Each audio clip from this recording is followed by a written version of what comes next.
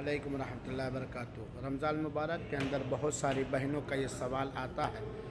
کہ اگر عورت کو ماہ رمضان میں رمضان کے آخری عشرے میں لیلۃ القدر میں حیض آ جائے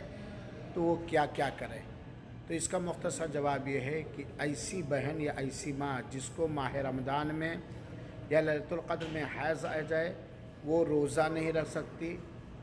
قرآن کو ڈائریکٹ چھو کر تلاوت نہیں کر سکتی، شوہر کے لیے حرام ہے، خانہ کعبہ کا طواف نہیں کر سکتی، نماز نہیں پڑھ سکتی۔ اس کے علاوہ سارے کام کر سکتی، اللہ تعالیٰ کا ذکر و اذکار، توبہ استغفار، زبانی قرآن کی تلاوت، درود شریف، یہاں تک کہ لیلۃ القدر میں لیلۃ القدر کی دعا اللہم انک عفو تحب العفو فاعف عنی، یعنی وہ کام جو اس کے لیے حرام ہے، اس کے علاوہ سارے ذکر اذکار، توبہ استغفار اور دعائیں، ورد وغیرہ اور